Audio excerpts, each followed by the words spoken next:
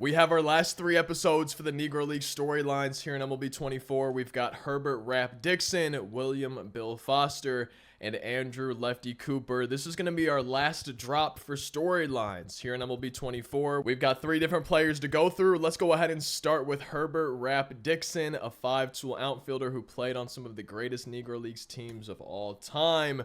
First one we have best of the best. Not a household name, but he was among the best outfielders to ever play the game. When asked to name his all-Negro Leagues team, the legendary Oscar Charleston, arguably the greatest center fielder to ever play this game, named 3 Negro League legends: Martin Higo, Cristobal Torriente, and Herbert Rap Dixon. Dixon is a name that is not a household name. Oh, but it should be. Dynamic center fielder. Although he played all 3 outfield positions, he had the entire package. He played on some of the greatest Negro League teams of all time, beginning his career with the Harrisburg Giants, but also playing for the Chicago American Giants and teams like the Pittsburgh Crawfors, and having a litany of Hall of Fame teammates such as Satchel Paige and Cool Papa Bell and Charleston himself. Although Dixon is not in the National Baseball Hall of Fame, he should be, having been part of one of the greatest outfields in baseball history: Oscar Charleston, Fat Jenkins, and of course, Herbert Rap Dixon. It was coined the $1 Million outfield.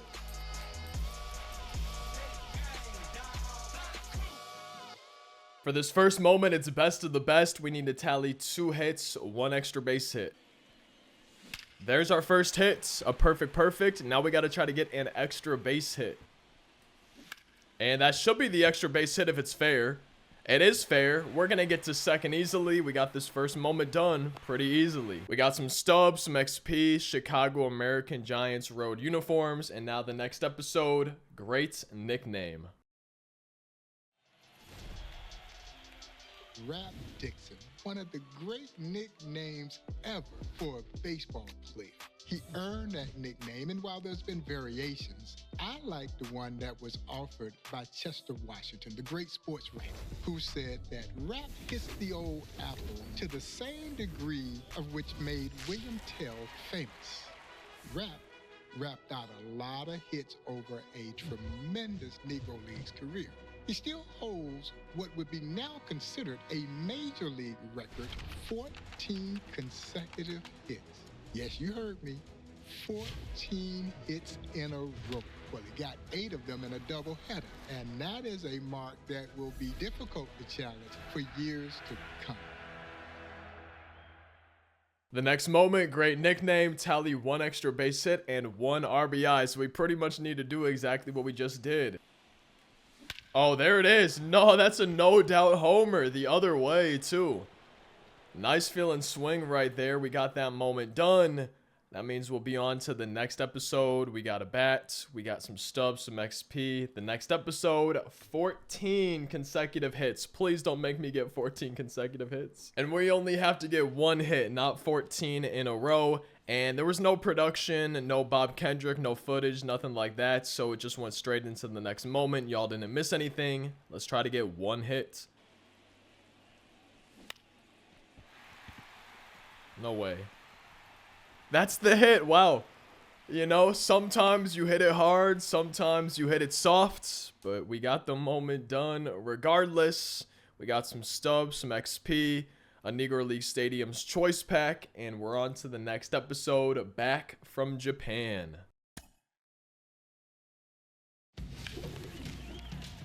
Rap Dixon was also part of an epic barnstorming tour that literally saw him jump ship from the Negro Leagues to take a ship to Japan.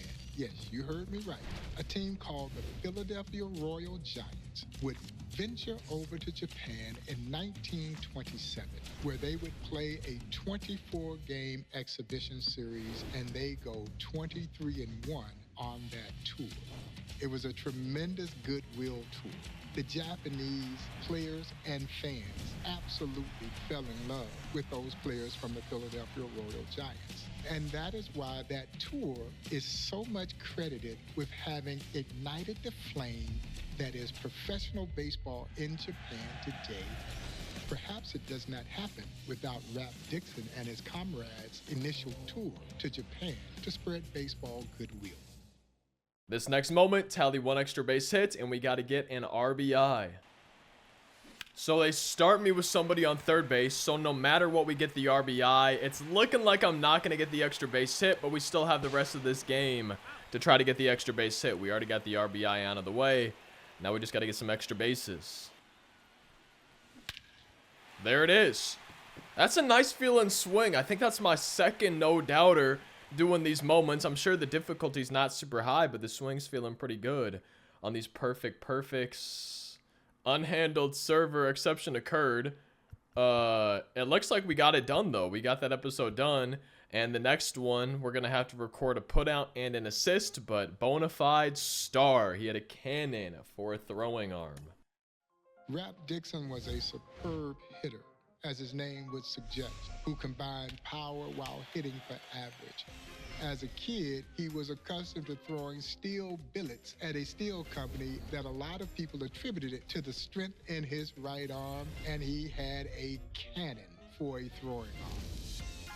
The great Major League manager John McGraw summed up the ability of Herbert Rap Dixon in this way, basically saying if Rap Dixon had been of lighter skin, he could have passed him off as a Cuban, and the National League would have had a new bona fide star. So we have to record 1 putout, 1 assist. I'm assuming we are going to catch the ball first. Hopefully we throw to the right base. Wait, I'm not even controlling him. Oh, okay, we got the perfect throw. Is that called a janitor throw? Am I remembering correctly? That's what it's called when you like fall down while throwing. We got him. We got it done. We got some stubs. We got some XP, some Pittsburgh Crawfords home uniforms. And now the next episode, 1929, Team Leader. In 1929, as a member of the Baltimore Black Sox, Rap Dixon did virtually everything except sell popcorn at the concession stand. He led the team in hits, batting average, RBIs, home runs, stolen bases in an incredible historic season. And now we need to tally 2 RBIs. It looks like the bases have 2 runners on, 2 guys in scoring position, second and third. Let's try to drive them in. And I think we should drive them both in. I want to say that's a home run. He almost robbed me. That bounced off of the fielder. Yo, you better go home. And every time I see... Oh my goodness, that might have been scary. Every time I see Team Leader, I think it kind of reminds me of George Lopez. I think that was like an ad-lib, you know, kind of before an episode started or maybe after a commercial break, something like that. George Lopez saying, Team Leader, we got some stubs, some XP, power on display. Rap Dixon also holds the distinction of having participated in the first ever Negro Leagues game held in venerable Yankee Stadium. 1930, the Lincoln Giants versus the Baltimore Black Sox. And Herbert Dixon responded to Yankee Stadium quite well. In a doubleheader, he hit a home run in the first game, and he followed it up with 2 home runs in the second game. For this one, we need to tally 4 total bases, hoping to just hit a home run. We've had a couple of them already. This field looks a little bit bigger, though. The fences look a little bit deeper. Maybe? Oh, no, yeah, it's a no-doubter. I know it's only moments, but I'm really liking how Rap Dixon's swing feels here so far. Literally the very first pitch we saw, we get it done, some stubs XP, and now the next episode, an unknown superstar. Like a sound you hear that lingers in your ear, but you can't forget from sundown to sunset. Herbert Rap Dixon, one of the greatest unknown superstars to ever play this game. But of course, that is the plight of the Negro Leagues. This league was filled with great stars, and Herbert Dixon was one of those great unknown stars. A player who had a penchant for the dramatics, The stage was never too bright. He played with and against some of the greatest of all time, many of them who are Hall of Famers. He was one of the greatest outfielders in the United States. Five-tool guy who did everything. Would go on to manage in the Negro Leagues, and yet his life was cut short, dying at a young age. But Rap Dixon left a legacy of greatness that we're excited to share.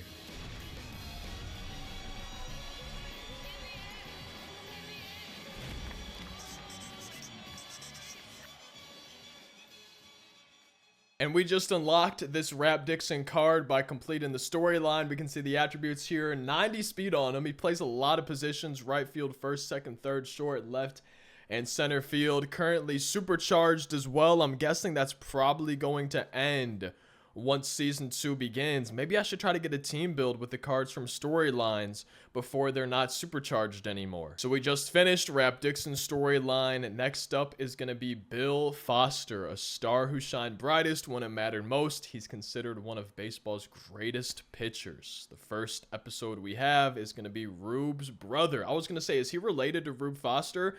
I saw the last name was the same. I wasn't sure. And the first moment looks like we'll have to strike out 3 batters in 2 innings, but let's check out this first episode.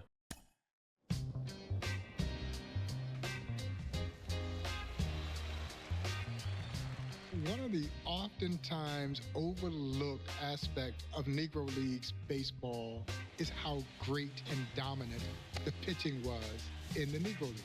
After all, that position really didn't transition into the major leagues because primarily it was seen as a cerebral position. But check this out. The legendary William Bill Foster, a graduate of Alcorn State University, was one of the most dominant left-handed pitchers in baseball history. The brother of the legendary Andrew Rube Foster. Interestingly enough, his brother Rube didn't want him to play baseball. He wanted him to stay away from the game from a professional perspective. And maybe because it was Rube trying to shelter his brother from the hardships of what a segregated America was like. But then when Rube kept hearing about a guy that was pitching so well, and the guy said his last name was Foster, he said, "That's my brother. Ship him on over here." And he joins Rube and the Chicago American Giants, and the rest is history as Willie Foster would embark on, again, one of the most amazing pitching journeys in baseball history. Both brothers are enshrined in the National Baseball Hall of Fame. And it would be interesting to stack both of them together as the most dominant brother pitching combination in baseball history.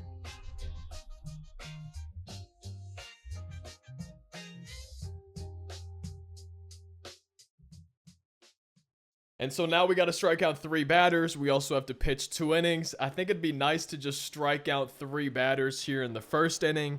We can allow runs. We can walk people. The reason I like to walk people when I do pitching moments, get somebody on base, is I don't know if it saves a ton of time, but it saves a little bit of time. Pitching out of the stretch instead of pitching out of the windup. And we're going to just try to get these 3 strikeouts. And one of my favorite things about storylines, both with the Negro League storylines and Derek Jeter storylines, is I'm learning stuff that I had no idea about before, stuff I didn't know before. And as time has gone on, as I've gotten older, I think I've started to enjoy learning more, or maybe I appreciate learning more than when I was a kid. And for one, this is optional, right? Like, I don't have to be doing this. This is something that I'm choosing to do. And I think learning is always more fun if it's something that you're choosing to do rather than something that you're forced to do. And I think that's part of what's made me really enjoy storylines last year and then now this year here in MLB The Show. And there's strikeout number 2. Our first inning pitched in the books. We got to pitch 1 more inning, but we only need 1 strikeout out of these next 3 outs. Well, there's the 3rd strikeout, so 2 outs to go, and we got this moment done. And we got this moment done. There we go. I saw 113 XP pop up in the top left. We got 150 more right there. We got the Chicago American Giants home uniforms. And now for the next episode, Foster's pitch arsenal. Willie Foster, who stood about 6'2", weighed about 195, used his height and length and weight to dominate opposing hitters.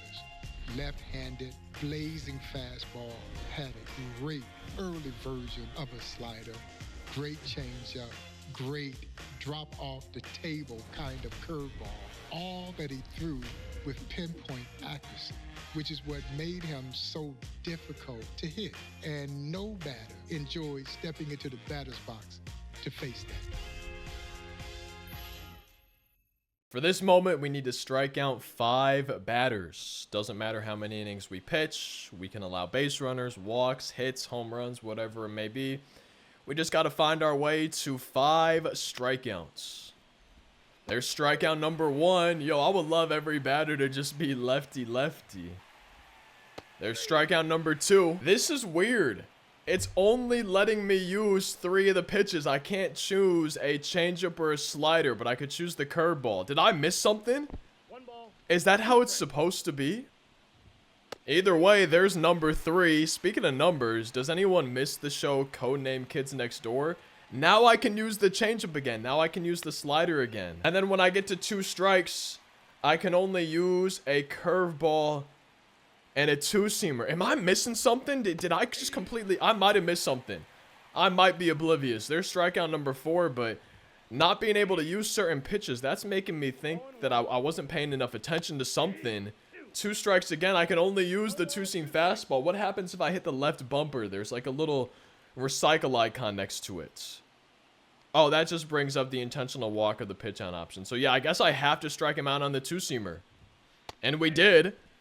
I must have missed something. I'm going to have to watch while I'm editing this video or something and see what I missed. We got the NLB Southside Park, some stubs, some XP. The next episode, 26 in 26.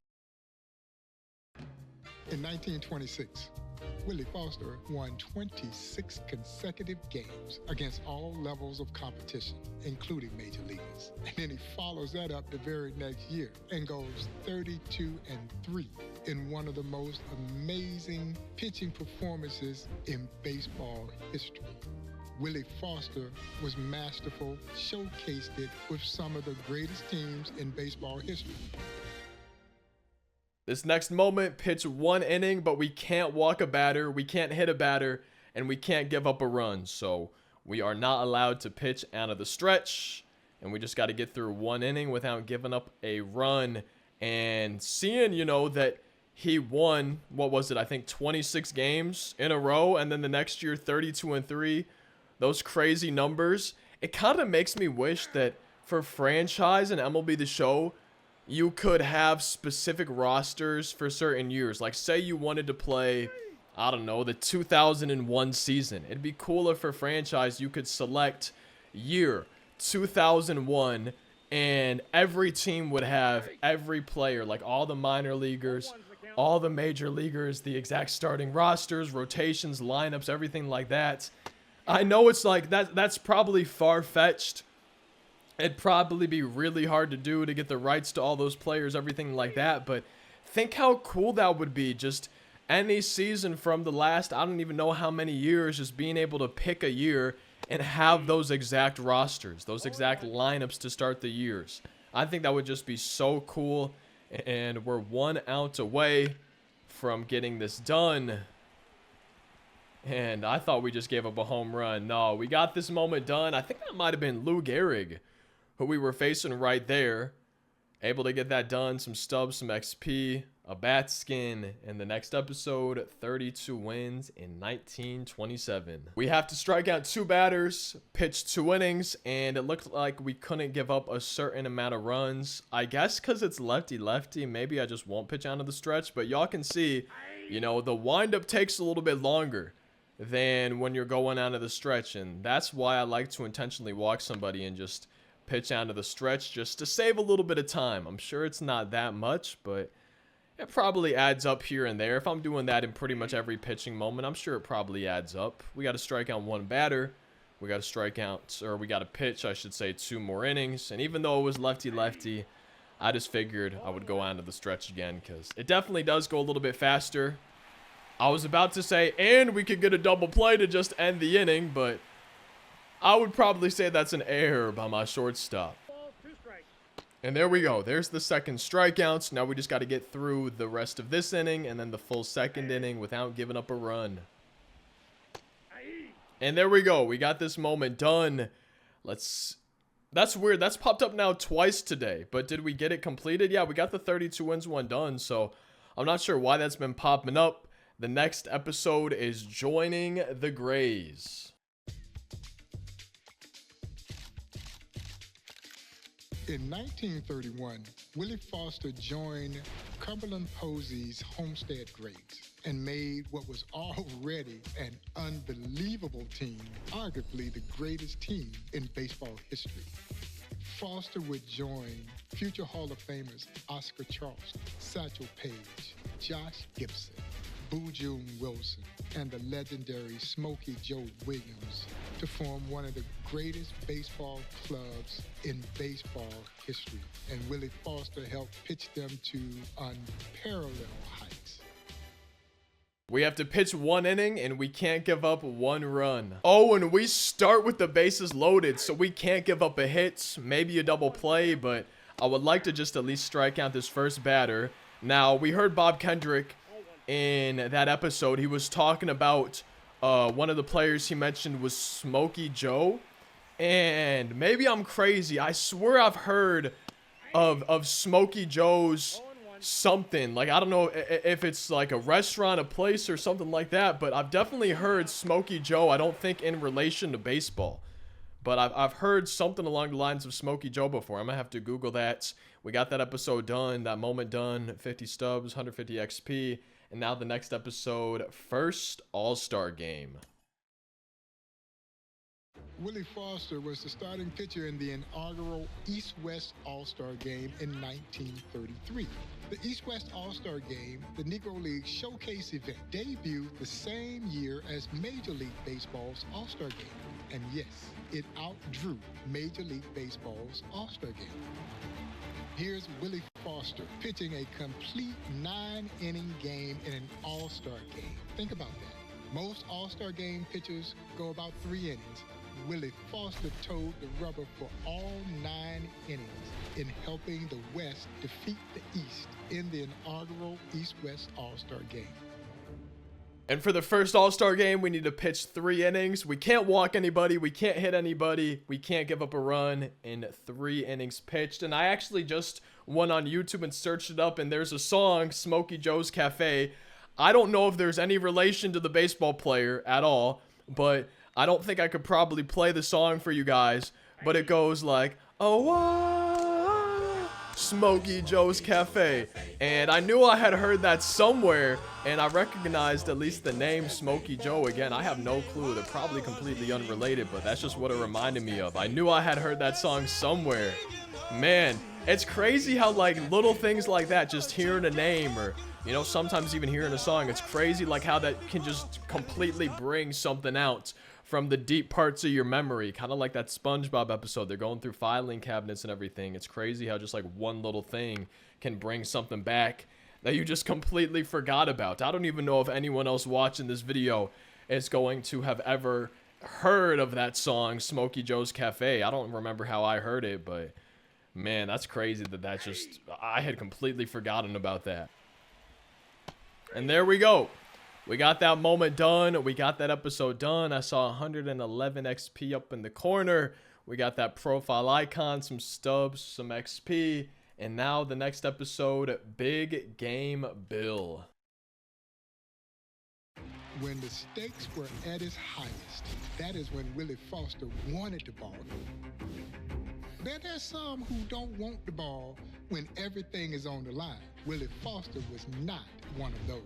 No. The bigger the stage, the brighter he was. In a series against the Kansas City Monarchs, Willie Foster, with the Chicago American Giants, needing 2 victories to pull it out, pitched both ends of a doubleheader.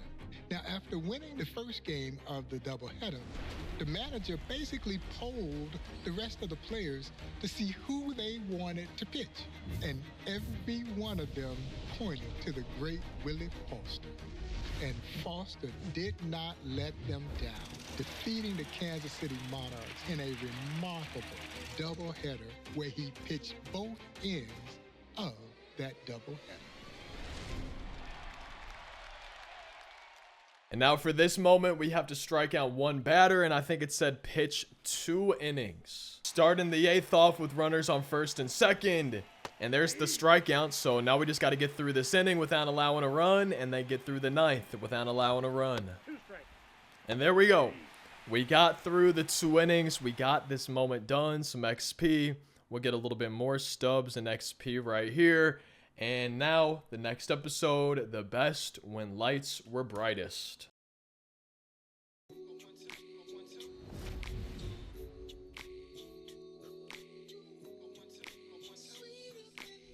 For me, Willie Foster epitomizes the player in the Negro Leagues, because many of them were considered to be vagabonds, tramps, illiterate. This was certainly not the case, and Willie Foster exemplifies that athlete that called the Negro Leagues home.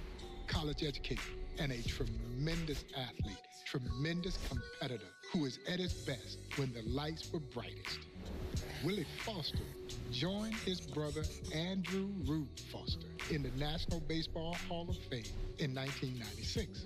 But I would gather that Willie Foster, if he was with us, would say he was equally proud of what he did by becoming Dean of Students at Alcorn and coaching the Alcorn baseball team, passing down what he had learned through his illustrious career in the Negro Leagues.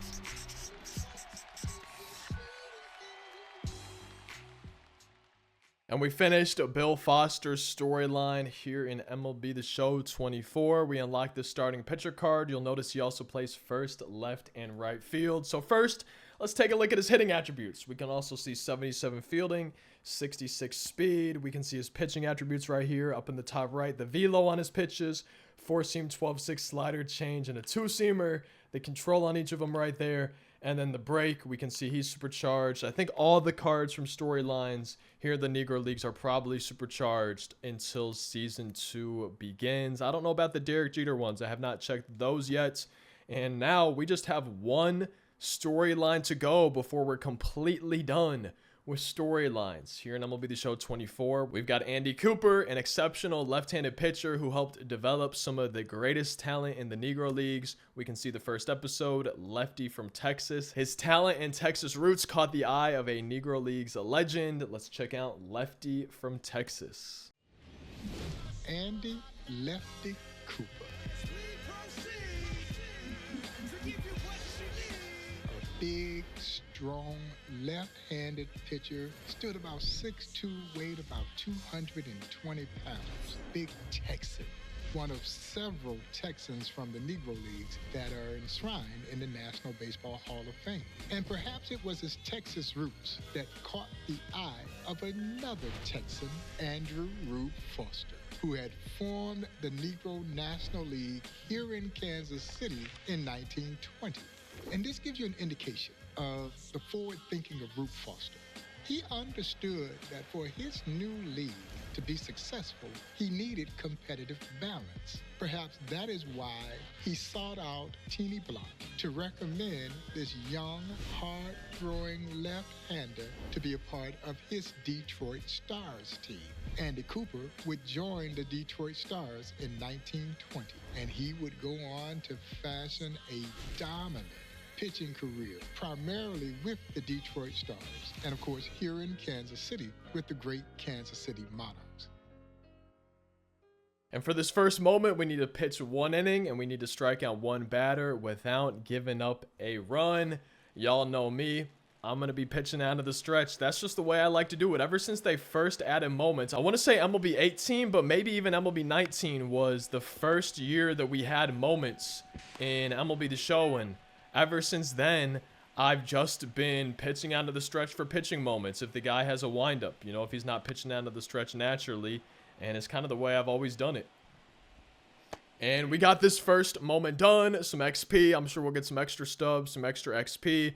We got the Kansas City Monarchs road uniforms. Hopefully y'all can't hear the tornado siren through the microphone, but we have the next episode, the kitchen sink.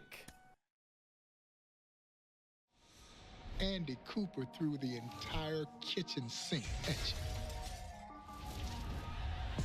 Great fastball. He threw a screwball. He threw a slider. He threw a changeup, all with great accuracy. And he changed speeds beautifully with the entire repertoire of pitches that he had at his disposal. And for this moment, we need to strike out 5 batters. Doesn't matter if we allow any runs. Doesn't matter if we walk people. We just got to get up to 5 strikeouts. And as y'all can see, it's only letting me throw the changeup here with 2 strikes. I feel like I must have missed something. If someone's watching this video right now and knows why I can sometimes in these moments only throw certain pitches with 2 strikes, I have no idea. I'm really feeling like I missed something and I'm completely lost, but we got it done regardless. Some Stubbs XP, those Kansas City Monarchs alternate uniforms. Next episode with great accuracy. And for this moment, we have to pitch 2 innings, strike out 1 batter in those 2 innings, but we can't walk a single batter. And there we go. We got through the 2 innings. I think I might have struck out every single batter that we faced in those 2 innings. Some Stubbs, some XP, a bat skin. Next episode, 1929 with the Monarchs. In 1929, Andy Cooper posted a 13-3 record on his way to helping the Kansas City Monarchs win yet another pennant. Andy Cooper combined great stuff with great intellect. He knew the weaknesses of every hitter he faced, and he knew exactly how to pitch to their weaknesses. And for this moment, we need to pitch 1 inning without giving up a single run. And it's another moment where the bases are loaded to start. So we got to get 3 outs. We can't let any of those runners come across to score. And there we go. I think we might have struck out all 3 hitters there. We're just a strikeout machine today. With Lefty Cooper, we got one of those uniforms packs, some Stubbs, some XP. In the next episode, modern day closer. In the Negro League, starting pitchers usually finished what they started. But Andy Cooper was not only superb in the starting rotation, he was equally effective as a reliever. The great Monty Irvin would suggest that Andy Cooper, who holds the Negro League's all-time saves record, would be the closest thing to the closer in modern-day baseball today. Save 1 game, do not blow 1 save. We have a runner on second, 1 out, so we just got to get 2 outs without letting that run come across to score. And there we go. We got this moment done. Oh, okay, so that was the 8th inning. I just assumed it was putting us in the 9th inning to start, so now we need to get through the 9th inning without allowing a run. We just got through the 8th. I thought they were just starting me in the 9th. I don't even know what just happened.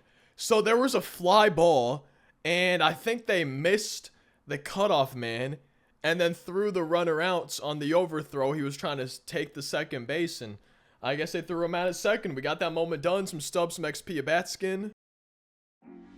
Buck O'Neil naturally thought a lot of Andy Cooper. Why?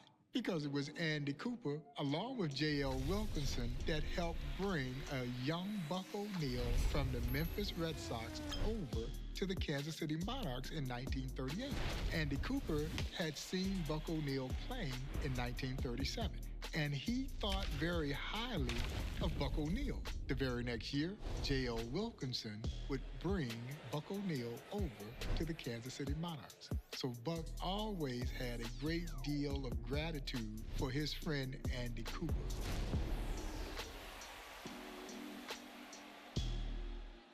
This next moment, strike out 2 batters, pitch 2 innings, don't give up a run, don't walk a batter. Why won't they let me walk somebody? Do they not like it when I pitch out of the stretch? And on the moment stuff, it says do not walk 1 batter. But for this one, it doesn't say do not hit 1 batter. If I hit a batter, would I be able to pitch out of the stretch then? I didn't really want to risk it and have to restart the moment, but I think maybe I could hit a batter because some of them have specified, you know, don't hit 1 batter. We got the NLB Mulebach Field, some Stubbs, some XP. The next episode, Monarchs manager. The Kansas City Monarchs had a litany of great managers. Andy Cooper was one of them. Andy Cooper was a great baseball mind. He knew this game inside and out. And he would take young players like Hilton Smith and sit them down and talk the game through them. Talk strategy. Talk about certain situations.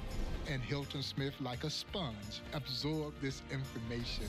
Hilton Smith would become one of the greatest, most dominant pitchers in baseball history.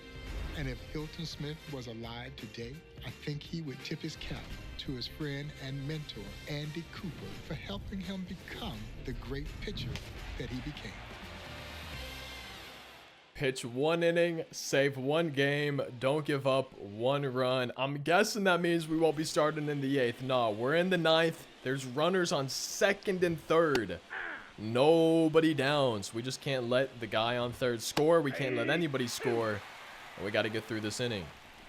And there we go. We just struck out the side. 3 batters, 3 strikeouts, some more XP. We'll get some more stubs, some more XP right there. Next episode, All-Star at 40.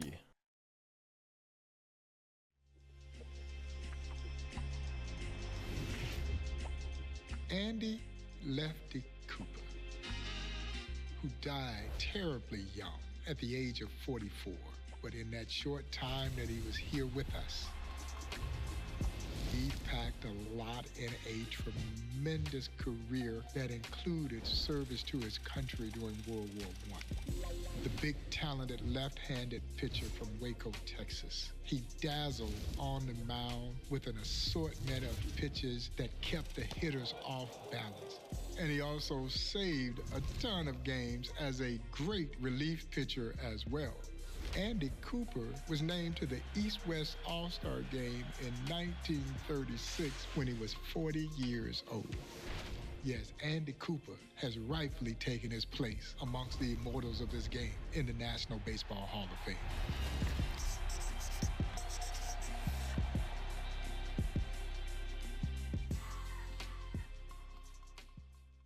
So we completed Andy Cooper's storylines. We got his card right here. Also supercharged, 4-seam slurve, screwball, changeup, and a sinker. The velo up in the top right. We see the control in the top right and the break up in the top right for him. I'm not seeing any secondary positions.